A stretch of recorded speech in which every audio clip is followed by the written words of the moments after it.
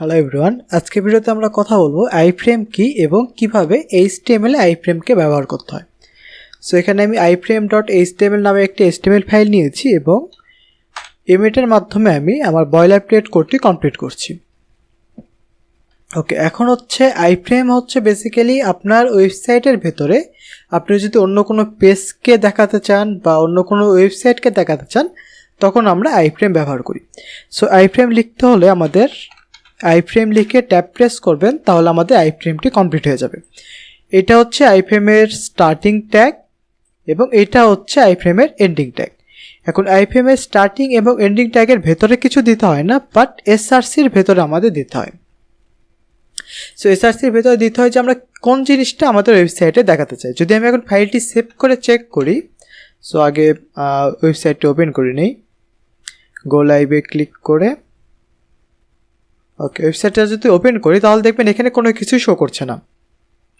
কিন্তু যদি আমি এখানে এসআরসির ভেতরে কোনো একটি লিঙ্ক লিখি, যেমন https://google.com, এখন যদি ওয়েবসাইটটি চেক করি দেখবেন এখানে আমাদের google.com শো করার কথা ছিল, বাট এখানে রিফিউজ করছে কারণ গুগল এইটা আইফ্রেম সাপোর্ট করে না। সো যদি আমি এখানে আমাদের ওয়েবসাইটকে অ্যাড করি,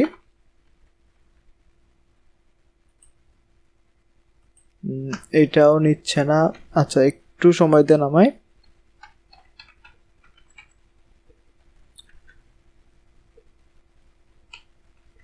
ওকে, এখানে এই একটা ওয়েবসাইট আছে W3 স্কুল, এইটা সাপোর্ট নিয়েছে। সো স্কুলস লিখলে হয়তো বা এটাও সাপোর্ট নেবেন। আচ্ছা দেখুন, সবগুলো ওয়েবসাইট সাপোর্ট নেয় না।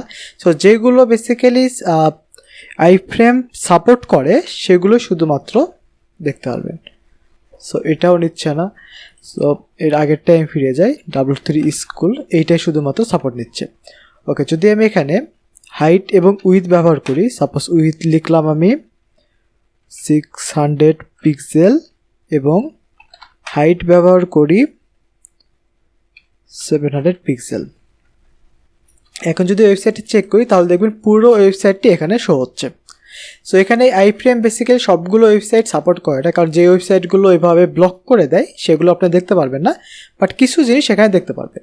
আবার এখানে যে শুধুমাত্র ওয়েবসাইটই দেখতে পারবেন এমন না, আপনি এখানে অন্য কিছুও দেখতে পারবেন। যেমন যদি আমি এখানে এসআরসির ভেতরে আমাদের যে ইমেজ ফোল্ডার, এই যে ইমেজ ফোল্ডারের ফাইল আছে সেটা যদি চেক করি তাহলে /HTML তার ভিতর image.html, তাহলে দেখবেন এইখানে আমাদের আইফ্রেমের ভেতরে এই ইমেজটি শো করছে।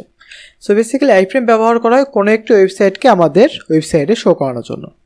এবং আইফ্রেম যে কোনো ওয়েবসাইট এবং ওয়েব পেজকে শো করাতে হয় এমন না, এইখানে আমরা বিভিন্ন ভিডিওকেও শো করতে পারি। যেমন যদি আমি এটাকে কমেন্ট করে রাখি এবং এখানে একটু চেঞ্জ করে দিই, এটা হচ্ছে https://google.com। সো আপনার যেন দেখতে ইজি হয়। সো এটা হচ্ছে আইফ্রেম। আরেকটা যেটা বললাম সেটা হচ্ছে কোনো একটি ভিডিওকে এখানে দেখানোর জন্য। যেমন অনেক সময় দেখবেন আপনি ইউটিউবের ওয়েবসাইটগুলো বা ইউটিউবের ভিডিওগুলো এখানে এমবেড করা হয়, এটা বেসিক্যালি আইফ্রেমের মাধ্যমে। এইখানে জাস্ট এসআরসির ভেতর আমাদের ভিডিও ট্যাগটি বা ভিডিও লিঙ্কটা দিতে হয়। এখন সমস্ত লিঙ্ক দিলে কিন্তু কাজ করবে না, কিছু নির্দিষ্ট লিঙ্কই কাজ করে। যেমন যদি আমি এখানে একটি ইনকগনিটো মোডে যদি ইউটিউবে যাই,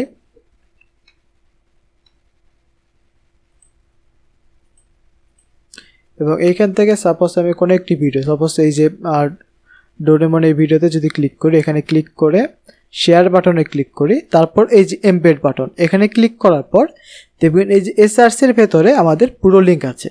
বাট একটু খেয়াল করে দেখবেন এটা কিন্তু পুরোটা আমাদের আইফ্রেম, যে একটু আগে যে ট্যাগটা দেখালাম সেই পুরো ট্যাগই। আপনি হয় জাস্ট এই এসআরসির ভেতরে এই লিঙ্কটুকুকে কপি করেন, এতটুকুকে যদি কপি করেন যদি এখানে পেস্ট করে দেন এসআরসির ভেতরে,